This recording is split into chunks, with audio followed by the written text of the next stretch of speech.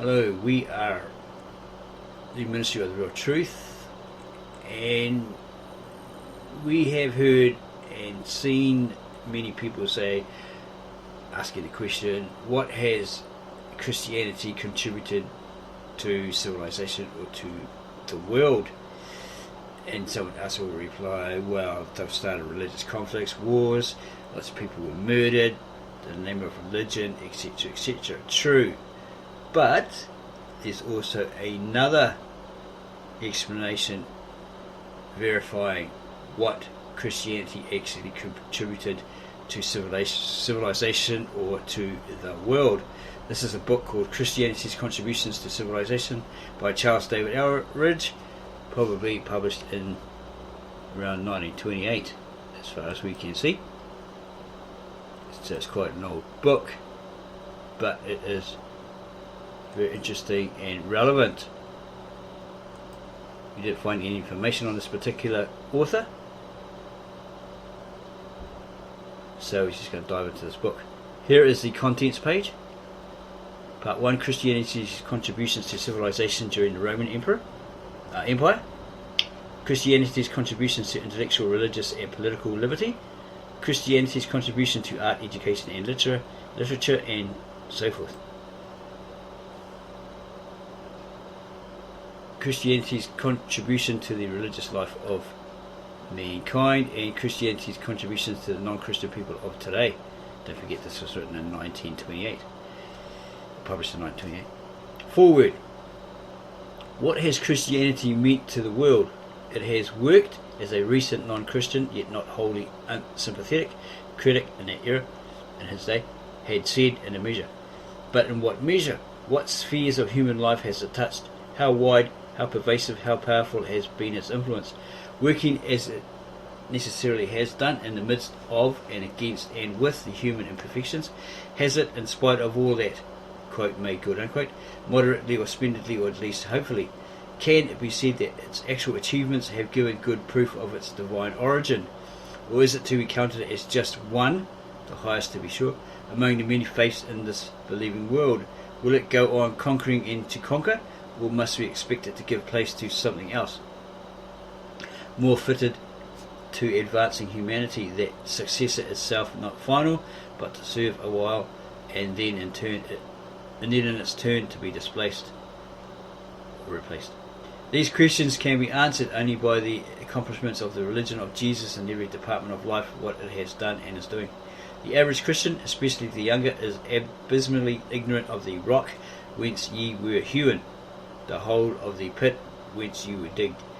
The only Christianity and the only word he knows are those which he finds around him, and it is not difficult for anyone to see the faults and imperfections of both of these. He has no baseline of comparisons from which to measure how far the world has come. Still less conception has he at what a cost, and at what a force and what a heat were forged the anchors of our hope.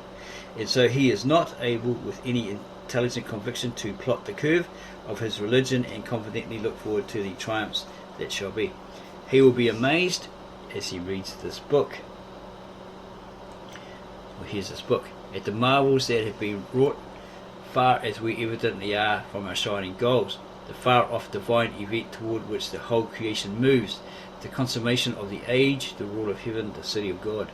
Dr. Elridge has in most felicitous fashion condensed the results of the wide observation and reading of 25 years into these well-planned, well-constructed and well-expressed chapters, each of which whets the appetite for its successors and leads the reader eagerly onto the book's conclusion and conclusions. The work has been admirably well done, and it rises at frequent intervals to eloquence and beauty. He has not given us a story of Christianity, a church history, or even an evidence of Christianity, but something much better, a comprehensive Getza Christi, brought up to date, an inclusive conspectus full of the most varied and valuable information of the impact of Christianity upon the world. Go and tell John the things which thou hast seen and heard. This is probably the John that was in prison and then beheaded by Herod upon the request of the little girlie, his niece, he had a thing for. Go and tell John the things which thou hast seen and heard. No more valuable manual and compendium of facts on scores of topics directly bearing on this subject could be given to the reader. Minister and private Christian alike need it on their shelves. It gathers into its comparatively few pages in accessible, usable and pleasing form the substance of whole libraries. Now, not its least charm is that, while adhering faithfully and masterfully to the great fundamental facts and truths of evangelical Christianity, it avoids entirely the controversial spirit, and the book may be read with almost equal and a very great satisfaction by Roman Catholic or Protestant, conservative or radical. P.W. Cornell, Kansas City Baptist Theological Seminary, Kansas City, Kansas, United States of America. Part 1. Christianity's contribution to civilization during the Roman Empire. Chapter 1. Christianity's triumph over polytheism and the state religion of the Roman Empire. The religion of Rome was polytheistic. They had many gods. At the time of the Roman Republic, each house had its god Janus, and each hearthstone its goddess Vesta. Later, each city also had its Janus and Vesta. Among the deities of the farms were Saturn, the god of sowing, Ceres and Venus, goddess of fertility, and Terminus, which dwelt in the boundary pillars guarding the boundaries of the farms and later the boundaries of the state. Mars originally was the special god of Rome, and subsequently Jupiter became the chief and centre of the Roman religion. Deification of the Roman emperors. Upon the deaths of Caesar Augustus, he was the Roman emperor in the time of Christ, when Christ was born, the Senate decreed him divine honours. Temples were erected to his name and he was worshipped as a god. He was deified. This was in keeping with the custom of ancestor worship of the families and various tribes and the popular reverence for heroes. The practice, which was adopted for Caesar Augustus, was extended to his successors, and it finally became the religion of the state. That the Roman emperors were descendants of the gods, or they were deified as gods, so you had to worship them in some. By the masses of the people, particularly in the provinces, the emperors were looked upon as persons exalted above the rest of mankind, so they're put up on a pedestal, i.e. as emperor gods, right? They were regarded with awe as emperor gods and the embodiment of the unity and genius of the mighty empire of Rome. The educated people regarded the deification of the emperor as flattery offered to the high office. The philosophers sanctioned the state religion and participated in its rites and customs upon the basis of patriotism. Their disbelief in the deities did not affect the observance of the religious rites as patriotic citizens. Their conformity was based in custom, not in belief, because it was decreed by Rome. They had to follow it, even if they didn't believe in it. They still had to follow it. It was like a decree or a law, or else. Images and busts of the emperors in great numbers were set up in public places, invested with a sacred character, and recognized as inviolable refuge for all oppressed. Even slaves were free from molestation under this protection. These statues were guarded with jealous care, and professional informers were ever ready to bring accusation against anyone offering an insult to the statue or bust of an emperor, or their emperor at the time. The purpose of the state religion was the development of patriotism, unity and loyalty among subjects of the empire to their emperor. It was the recognition of the unity and solidarity of the empire. Hence, those who refused to conform with its requirements were naturally suspected of disloyalty. Anyone accused of unfaithfulness or treason against the state was required to offer incense to the gods or the statues of the emperor. All soldiers and officers of the state were required to comply with the state religion. Christians, unwilling to submit, were debarred from military and official careers. They were kicked out of the military, and they held no position in any office, in any courts, right? The state religion became a powerful political instrument. No vote could be taken, no election held, nor war prosecuted without due observance of the prescribed religious rites. Immoral influence of polytheism. The religion of pagan Rome did not promote moral ideas. It was not expected to do so. There was no connection between religion and morality under paganism. Religious worship in pagan temples frequently made its sensual appeal and pandered to immorality. So anything went. If you had a fetish, if you had a sexual desire, impulse or lust, you could carry it out with no problem. There was laws against touching younger children, etc. There was like a necklace put around them and all that sort of stuff, which was a sign that you don't touch them, you don't mess with them, okay, till they come of age. That's what we read. Okay. But who's to say that some didn't do that, right? We weren't practicing that sort of stuff. The worship of Venus, the popular goddess of fertility, promoted lewdness.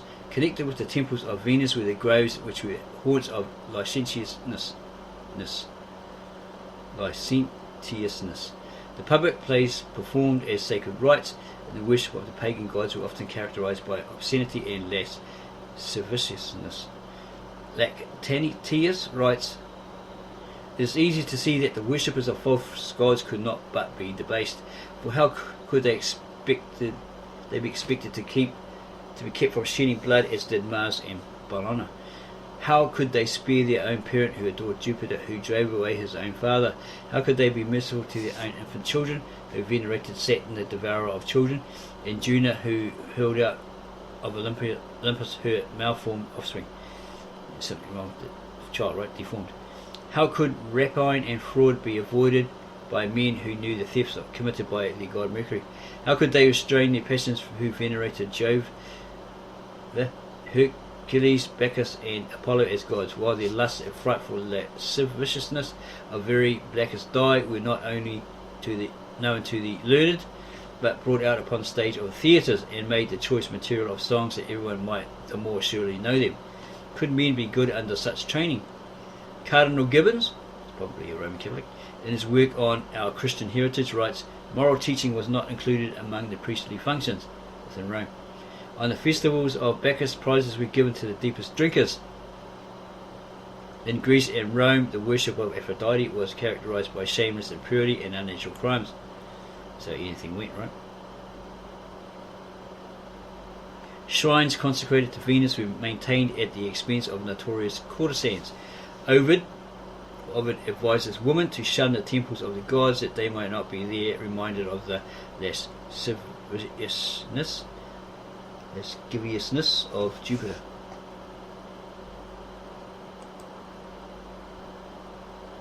The persecution of Christians. Christianity confronted these conditions with uncompromising hostility to all forms of religion and refused to offer idolatrous reverence to the emperor. It denied the existence of all gods but the one true God, was intolerant of all other cults and creeds, and denounced them as sinful and idolatrous. The government, forced in self-defense to protect itself from this new religion, which appeared subversive of the established social and religious customs and institutions, was driven to extreme measures which resulted in the persecution of Christians. Before that, if you check out the history, the emperors were informed by certain people, senators, etc., that hated these Christians, that called them atheists, because they wouldn't take part in these Roman rituals, bull sacrifices, etc., etc. They refused to do that, saying it's pagan, it's evil, etc., etc. So they pushed and the Roman emperor says, well, they're not really a problem. So what? They don't want to do our thing at this point. Leave them alone. But these particular people kept pushing and pushing and pushing until the emperor finally created put out a decree that because they don't follow these Roman rituals, these rites, etc., these practices, they'll be persecuted, rounded up and persecuted, as it's stated here.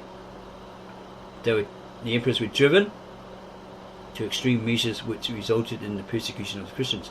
Nero, the despotic emperor, attempted to throttle Christianity in its fancy. Domitian actually was so bad, so evil, that Nero turned his head in disgust and shame. It's in the book of Tacitus, right? The Annals of History. Nero, the despotic emperor, attempted to throttle Christianity in its infancy. Christians were tied to the heels of wild horses and dragged to death, sewn up in skins of wild animals and destroyed by ferocious dogs, thrown into the arenas to be slain by wild beasts and daubed with pitch and placed on poles as torches to light the imperial gardens. say Fox's Book of Martyrs is actually fact, established fact, that these things went on in their Colosseums, their Roman arenas. And when they're talking about Christians here, they're talking about those in particular that they call atheists, who would not follow those pagan social and religious customs and institutions. Okay? Not those members of the Roman state, imperialistic Christianity, form of Christianity, right, where they had the sign of the cross, which they changed from the X to the tree-like cross, right, etc., etc. Because these were ones that did as they were told, according to the emperors, and worship the emperor, but still follow this Christian practice that the Emperor Constantine adopted and then adapted. He was a pagan, masquerading as a Christian. He still believed in the goddesses like Diana, etc. And many of the Roman soldiers in the Roman army did the same. Like they have a church mass in a normal church, right? And then underneath there'll be secret meetings of these pagans, okay, paying homage to Mithra, etc., etc. Okay, so Nero, the despotic emperor, attempted to throttle Christianity in its infancy. Christians were tied to the heels of wild horses and dragged to death, sewn up in skins of wild animals, and destroyed by ferocious dogs, thrown into the arena to be slain by wild beasts, and daubed with pitch and placed on poles as torches to light the imperial gardens. But the more they were persecuted, the more they multiplied. The blood of the martyrs became the seed of the church. The series of persecutions extended until the time of Constantine 313. Tens of thousands of Christians were scourged, imprisoned, exiled, slain by wild beasts, or burned alive. But the bloody efforts at extermination failed to stop the progress of the new religion. Under Diocletian came the most terrible of all the persecutions yet. Not Domitian, Diocletian. Sorry about that. The measures employed were very severe, and medals were struck to celebrate the end of its existence. They thought they got rid of it, right? The medals were inscribed, "The Christians are no more," but Diocletian and the pagan persecutors went the way of man, while Christianity continued to live and expand.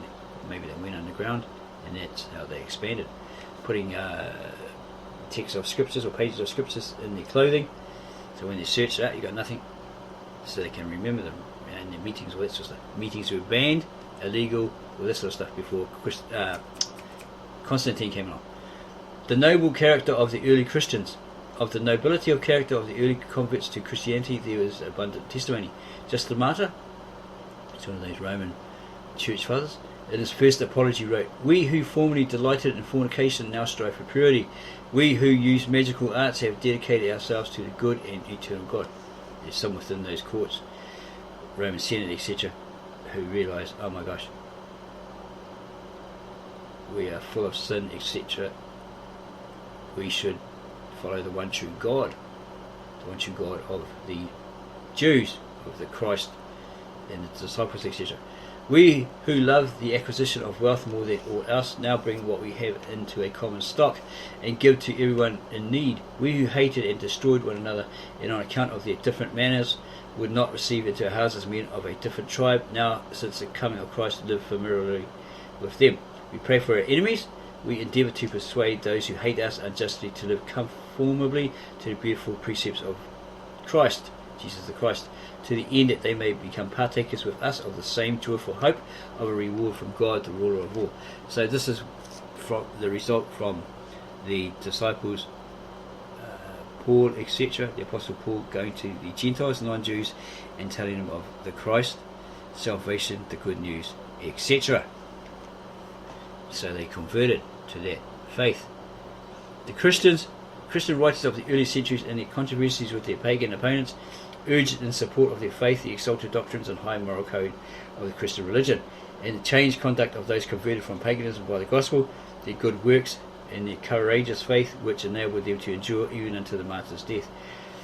The historian Lecky writes, "It is not surprising that a religious system which made it a main object to inculcate moral excellence, and by which its doctrine of future retribution, by its organisation, by its capacity of producing a disinterested enthusiasm, acquired an unexampled supremacy over the human mind, should have raised its disciples to a very high condition of sanctity or purity, holiness.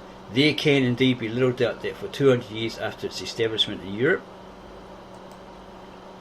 the Christian community exhibited a moral purity which it has been equalled, has never been surpassed. And that's from the History of European Morals, Volume 2, Chapter 2. Christianity's triumph over paganism. In the days of the Apostle Paul, the gospel had been preached in the principal cities of Europe and Asia Minor. In writing to the Christians at Rome, Paul gives thanks to God because their faith is spoken of throughout the whole world. Romans 1:8. Saint Irenaeus, who was born in 120, bears witness of the remarkable progress of Christianity. The church, scattered throughout the whole world, even unto the ends of the earth, received from the apostles and their disciples the faith in one God, the Father Almighty.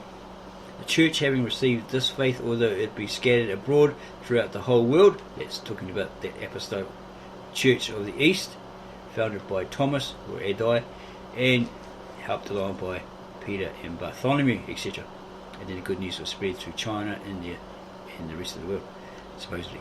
The church, having received this faith, although it be scattered abroad throughout the whole world, carefully preserves it, dwelling as in one habitation, and believes alone in these doctrines, as though she had one soul in the same heart. They're all unified. That's what you call Catholicism. Being Catholic. It was universal. It's global. It was global. Tertullian, born about the year 160, writes in his Apologia of the Growth of Christianity, "We are but of yesterday, and yet we have filled every place belonging to you, cities, islands, castles, towns, assemblies, your very camp, your tribes, companies, senate, forum. We leave you only your temples." It's talking about the Romans and the Greeks with their temples of Diana and other pagan gods.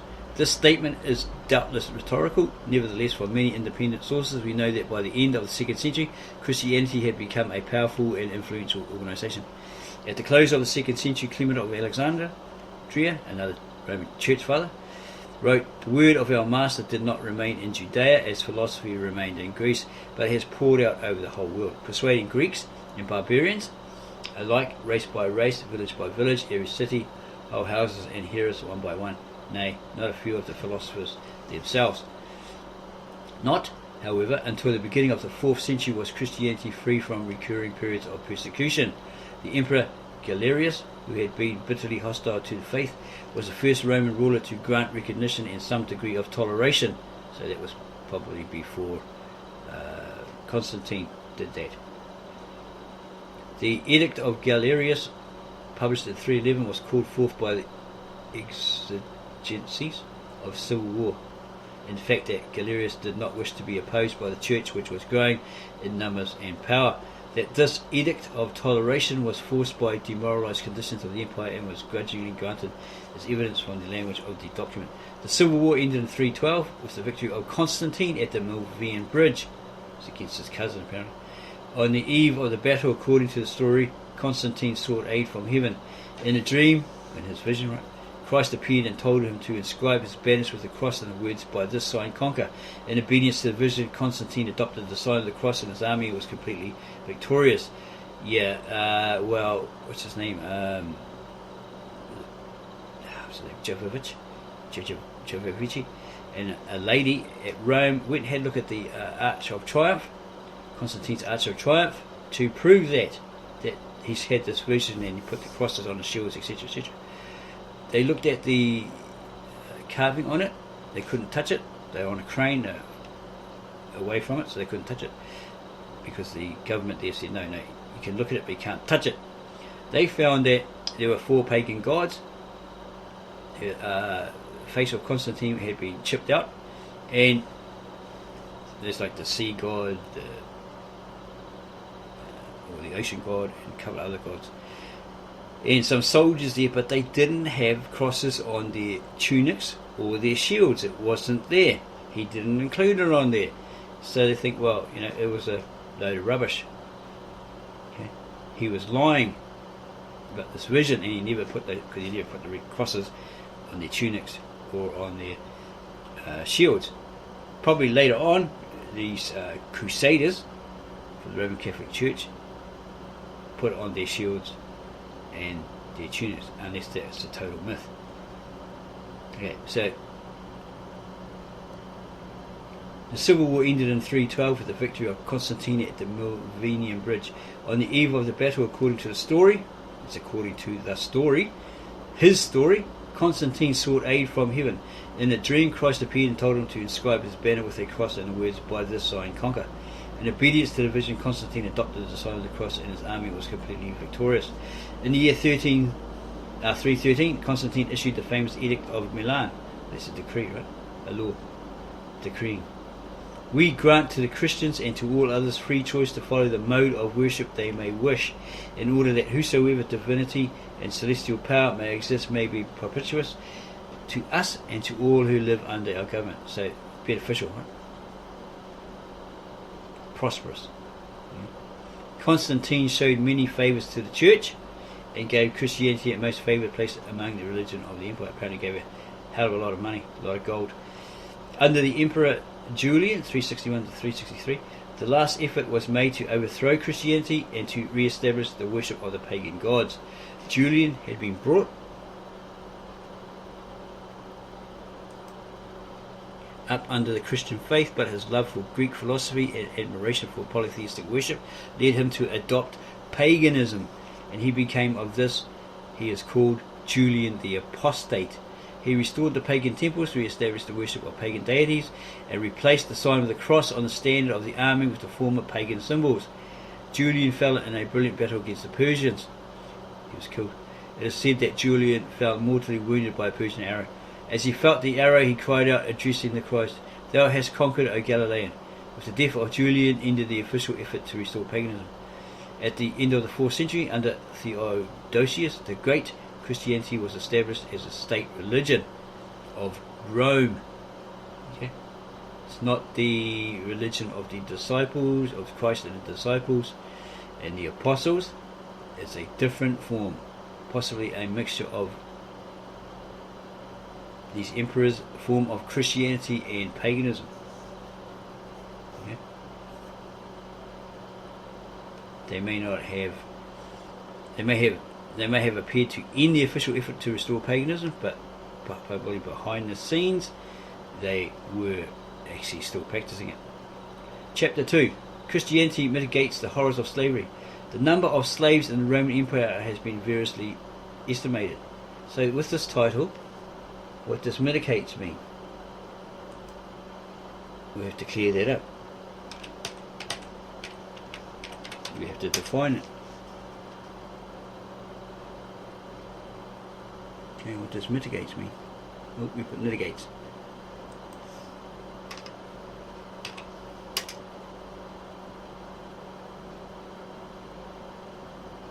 To make less severe or intensive, moderate or alleviate.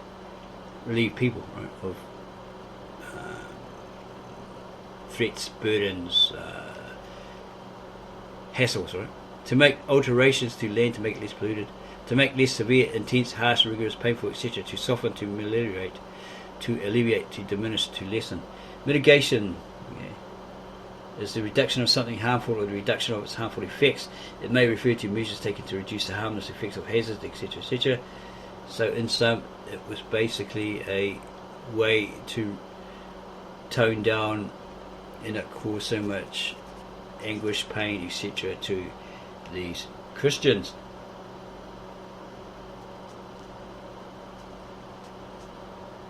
These slaves, actually. Again, chapter 2, Christianity mitigates the horrors of slavery, reduces it, and alleviates it. The number of slaves in the Roman Empire has been variously estimated. The historian Gibbon places the number at 60 million. Other writers place the estimates much higher. Tacitus, a Roman historian of the 1st century, states that the city of Rome was in constant fear of an uprising of the slaves. When a measure was proposed in the Senate, or a law or a decree, to have all the slaves dressed alike to distinguish them from freemen, the suggestion was promptly killed by the argument that to do so would reveal to the slaves their great numerical strength, and endanger the peace of the city by a possible revolt. Oh, there's many of us, we can take over. They can't do nothing. We got them. Let's rise up, bros. Roman law gave the owner absolute power to give, hire, sell, exchange, seize for debt, or kill a slave as well.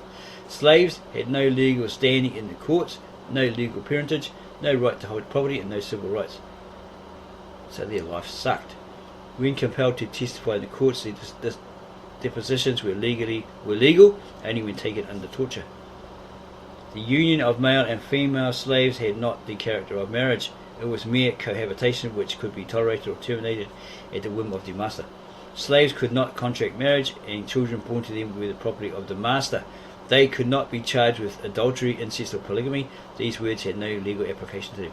So these dirty Romans did all this sort of stuff, adultery, incest, and polygamy, and there's no legality, there's no law that applied to them. Okay? The law required that if a master was killed by one of his slaves, all the slaves of the household should be put to death. The following incident is related to Tacitus. The wealthy citizen of Rome had pledged liberty to a slave but failed to keep his promise. The slave became angry and slew his master, or killed his master. The public duty in this case, the case was discussed in the Senate. The celebrated Stoic Cassius supported the law and urged its enforcement. The slaves of the household, numbering about 600, were finally executed. They wiped them all out. They killed them all. They murdered them. Men and women, slaves, were sold in the marketplace. The more valuable were held apart from the others they could breed with, or the pretty looking ones probably. Those of less value were herded in gangs. Both males and females were made to walk, run, jump, show their teeth, and display their good qualities for the benefit of the buyers. In a sense, that sounds like what went on in the concentration camps with these poor Jews, etc. Many of the slaves were from the cultured East and better educated than their masters. You can see it on video. The checking their teeth, their hair, all that sort of stuff, right? Same sort of thing. Many of the slaves from the cultured East and better educated than their masters, such were frequently employed as physicians. Okay, many of the slaves were from the cultured East and better educated than their masters. Such were frequently employed as physicians, teachers, artists, secretaries, and stewards. Some were employed in the various services of the household. The condition of the household slaves was much more tolerable than of those who toiled in the fields or worked in the factories. Okay, so you have the house slave, you have the field slave. One was treated better than the other, and they held positions of influence. They could probably talk to the masters and suggest things, right? And they could also gather wealth and purchase their freedom eventually. Multitudes of the more unfortunate class were branded, so they were given this hot iron on their back or their butt or whatever, and employed as herdsmen or made to work in the fields, chained and clothed in rags, and herded at night in underground slave pens. You need to understand that supposedly we read that Romans didn't have slaves. It wasn't until somebody else came along when the Romans conquered tried to conquer Egypt, Africa, and Mohammedans or Islam were trying to gather up these blacks as slaves, etc., etc. They cried out to they cried out to the Mohammedans, oh, these Romans, they're hard taskmasters, all that sort of stuff. So these Mohammedans attacked the Romans, kicked them out, took these people and said, oh, well, you can transcript into our military, because they went to different countries like Spain, etc., and invaded and took over and all that sort of stuff, according to the histories, records of history. But they tricked them, and they were forced to believe in the Mohammedan or Islam god Allah, Allah, the monotheistic god, and basically were treated like slaves anyway. Eventually came the slave trade, brought on by the Mohammedans, Islam, along with the British Tea Party, the Dutch, the English, etc. at a later date. Okay, so these people were branded way back then, and herded at night in underground slave pens. Other thousands toiled all day in badly ventilated workshops with a brand on their breast, hot iron mark on the breast, a clout about the loins, and coarse grain for food. So a clout is probably something, a lock and chain or something, so they can't multiply, they can't have intercourse, and coarse grain for food, so they're totally controlled. The conditions were such that many were driven to end their misery by suicide. When maimed, sick or infirmed with age, they were cast aside, left to starve or put to death. Sounds like the Holocaust all over again, way back in those days. The slave system engendered idleness and poverty and brought a stigma upon labour. All forms of labour were regarded as degrading to a free man, with the exception of agriculture. Medicine, architecture and commerce were considered honourable employments for free men. The free labourers had to compete with the cheap labour of the slaves. For all kinds of work the slaves were employed, and for a free man to work with slaves was deemed debasing. Very lowering in status. Shameful. This keen competition with the cheap labour drove the free man to various devices for a livelihood. Many followed the corrupting professions as actors, gladiators, political spies, astrologers, pseudo-philosophers, like wannabes, pretend to be's, and sycophants of the men of wealth. At best, such a livelihood was precarious, and many thousands depended for their sustenance upon the public distribution of corn by the government, and found their daily diversion in free public bars and free amusements. The decline in morality was one of the great evils of slavery. The slaves had been gathered from all parts of Europe, Asia and Africa, so it wasn't just Africa, it was Europe, Asia and Africa, and had brought devices peculiar to each country. So they were white, black, red, yellow, etc. Prohibited from the privilege and protection afforded by marriage, they fell into the slough of sexual debasement or degradation. They were treated as depraved creatures and considered incapable of developing the virtues, and true to this judgment and treatment, many were evil-minded, lazy, lying and treacherous. The moral degradation of the slaves reacted upon all classes. And here's the Stoic philosophers and slavery section. The Stoic philosophers, both of Greece and Rome, expressed noble sentiments regarding human liberties. Plato said, "No one is born for himself alone, but he owns himself in part to his country, in part to his parents, and in part to his friends." The Grecian poet Euripides said, "Many a slave bears the infamous name, whose mind, nevertheless, is freer than theirs who are not slaves." Cicero, the Roman orator, expressed the noble sentiment, "Men were born for the sake of men, that each should assist the others. Nature ordains that a man should wish the good of every man, whoever he may be, for the very reason that he is a man."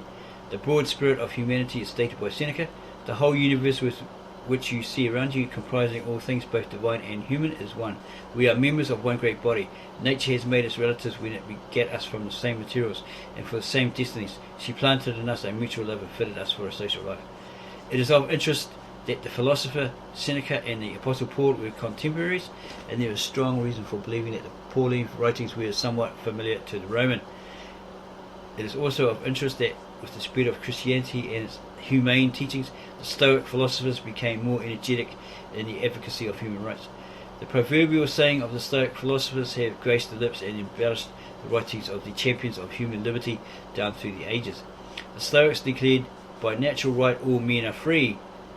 By right of nations, by conquest, slavery has come in." These clarion words ring out in all the charters of liberty of the nations and in the American Declaration of Independence. And so, by natural right all men are free, by right of nations, by conquest, slavery has come in. It's crept in, right? By the conquerors, the invaders. And it's in the American Declaration of Independence that all men are free. In practice, the Stoics manifested the human trait of falling short of their lofty ideals and declarations. Many of them failed to exhibit the spirit of humanity toward their own slaves. The Stoic school, says Ulhorn, with much great energy, began to advocate the human rights of a slave. This was a consequence of its doctrine of the unity of mankind. But at first they had little influence. Slavery was held to be absolutely necessary and therefore justifiable. Didn't that happen in America? They looked at the Bible and says, well, you're meant to be a slave, God gave us the right to make you a slave, all this sort of crap. Notwithstanding all that was said, it had on side established usage, law and public opinion. Not until he was proclaimed, who himself took the form of a servant and died died the death of a slave on the cross, did the full day of liberty begin to break for the slaves, a day which neither the theories of the Stoics nor Seneca's fine words respecting the dignity of man could ever have brought. Christianity mitigates the horrors of slavery. Christianity did not inaugurate a violent crusade against slavery. To have commanded and attempted the immediate overthrow of slavery in the Roman Empire would probably have wrought great havoc, brought greater burdens and sufferings upon the unfortunate slaves, plunged masters and slaves into protracted war, and turned Europe and Asia into fields of blood. It was not the purpose of Christ to overthrow the existing governments and social and political institutions by physical force, but through the power of truth, allied with human conscience, reason and convictions, to so transform human character that such reforms and movements would be initiated according to the needs and conditions of society, which in time would eradicate all wrongs, injustice and cruelty among men. Christianity proclaimed a gospel of emancipation or freedom from the darkness and slavery of sin into the truth and glorious liberty of the children of God, which was to lead without violence and bloody revolution to ultimate freedom from every form of bondage or slavery. The message rang out: the slave is your brother, he has a soul, he is a child of God. His life is sacred because God created all beings, right? The Pauline Charter of Freedom: there is neither bond nor free. In Christ Jesus, in his letter to Philemon, exhorting him in the name of Christ to receive Onesimus as a brother beloved, became powerful factors in lessening the evils of slavery and promoting emancipation or freedom. Liberation. Christianity gave to the slaves a moral standard within their reach. The Roman ideal of perfection was self-reliance, dignity, fortitude, courage, magnanimity, qualities possible for free men but impossible of attainment by the servile classes under the conditions of slavery. Christianity exalted gentleness, obedience, humility, patience, forgiveness and love for enemies, qualities which were despised by the pagan freemen.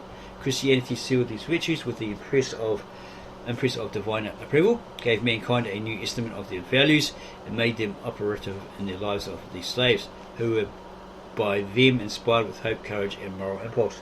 For the first time, says Lecky, Christianity gave the servile virtues a foremost place in the moral type. For the first time, under the influence of Christianity, a great moral movement passed through the servile class. Multitudes of slaves were received into the Christian brotherhood. A certificate of good conduct was required from the master before a slave was admitted, but once admitted there were no conditions nor limitations. They partook of the memorial of Christ's suffering and death, and were regarded as free men in Christ, sons of God and members of the Christian brotherhood. Kindness and forbearance between masters and slaves were constantly inculcated, and harsh treatment of a slave by a Christian master was considered sufficient grounds for excommunication. Slaves were sometimes chosen to fill offices in the church and even admitted to the ranks of the clergy. A slave before admission to the office of the clergy was first granted his freedom, for none but the free could minister at the altar. The slaves were granted a growing legal recognition of their rights. Laws were enacted favourable to them, which made their lot more humane. Under the reign of Hadrian, 117 to 138, the law forbade the arbitrary killing of a slave and granted the right of trial to establish innocence or guilt. The sale of slaves, male and female, for disgraceful purposes was forbidden. In case of cruel treatment, a master was required to sell the slave ill-treated. Slaves were permitted to acquire property and to purchase their freedom with their savings. The law permitted a slave to have property and allowed him to bequeath by will one half of his possessions. Under Constantine 312-337 and the succeeding emperor's further legislation relieving the conditions, the law forbade the poisoning, branding and tearing the bodies of slaves by wild beasts. The execution of slaves by crucifixion was abolished out of reverence for the crucified Christ. The manumission of slaves was greatly facilitated by being invested with a sacred character, placed in the hands of the clergy, ordained to be celebrated in the churches, and permitted to be consummated on Sundays. Further legislation to improve the conditions of the slaves was enacted under Justinian, 527 to 567. All privileges according to citizens were granted to emancipated slaves, or freed or liberated slaves. One great benefit to slaves rendered by Christianity was the recognition of the marriage tie as valid and indissoluble. A slave could marry a free woman with the consent of his master.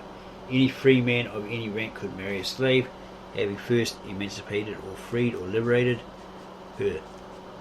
She had to be declared free. Children born in slavery were legal heirs of their emancipated father, their liberated or freed father. Mutilated slaves were given their liberty with freedom, and slaves who furnished the government certain information against offenders were granted freedom. Snitches, right? Informants. Slaves seeking refuge in the monasteries, if not claimed after 3 years, were considered as belonging to the Master Christ, or Jesus Christ, right? Under the influence of Christianity, much favourable legislation was secured, many burdens lightened, many abuses righted, and more humane treatment secured. Masters were encouraged to liberate or free their slaves. Emancipate their slaves. Many Christians granted liberty to their slaves on the day of their baptism or on feast days of the church, and especially at Easter festivals. Many slaves were set at liberty by their owners as an expression of gratitude to God for the birth of a child, recovery from sickness, some providential event, or in honour of some holiday, and great numbers were emancipated at the death of their masters, freed or liberated. A common form of manumission was expressed in Christian phraseology and revealed the religious motives which inspired the act. The master led his slaves with a torch around the altar, then taking hold of the horns of the altar, the master spoke the solemn words granting liberty, or freedom, or liberation. For fear of Almighty God and for the cure of my soul, I liberate thee, and may the angel of our Lord Jesus Christ deem me worthy of a place among his saints. For that's kindness, right? Many other forms of manumission express the humane spirit in terms of the Christian faith. The Christian teachings of the dignity of the child of God, the joint heir with Christ, and human brotherhood were unquestionably the most potent factors in lessening the evils of slavery and in promoting manumism. And they got rid of the gladiatorial shows and cruel sports that these Romans did, or the cruelties they did to these slaves of all different colours, races, etc.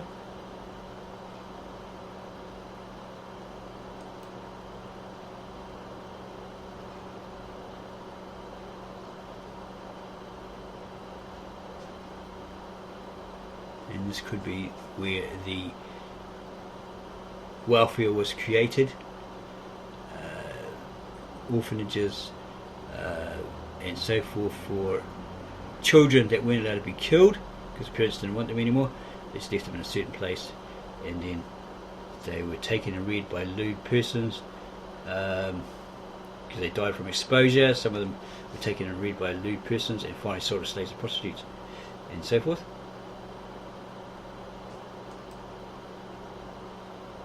Repression of infanticide, restraint of suicide,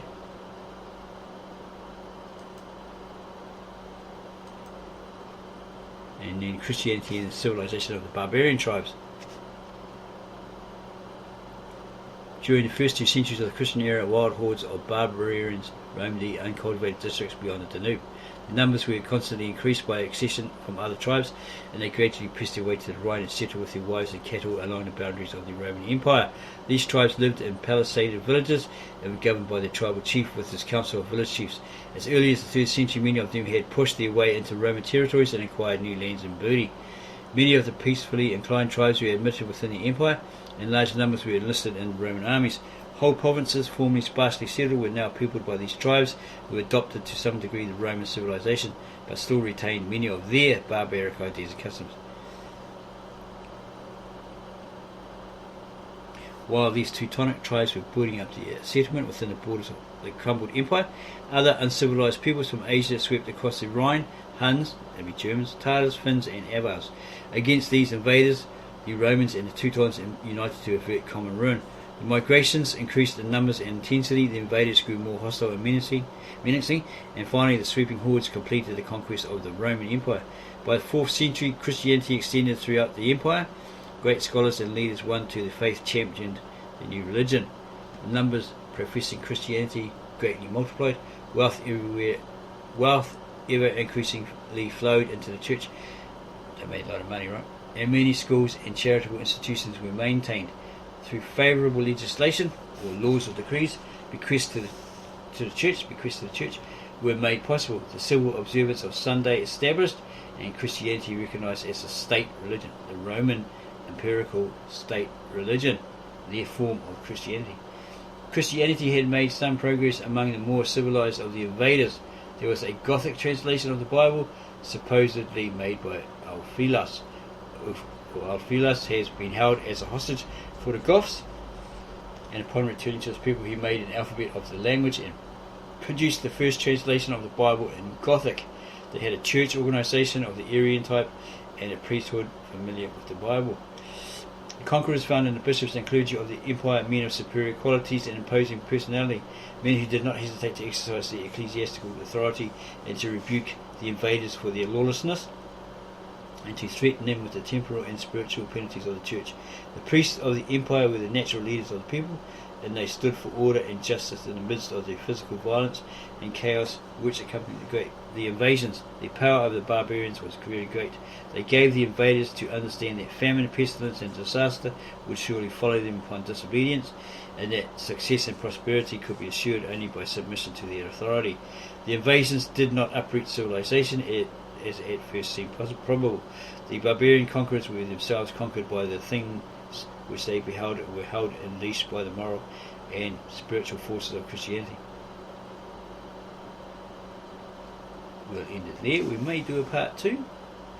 If you like this video so far, please subscribe to our channel, give us a like, add your comments below this video.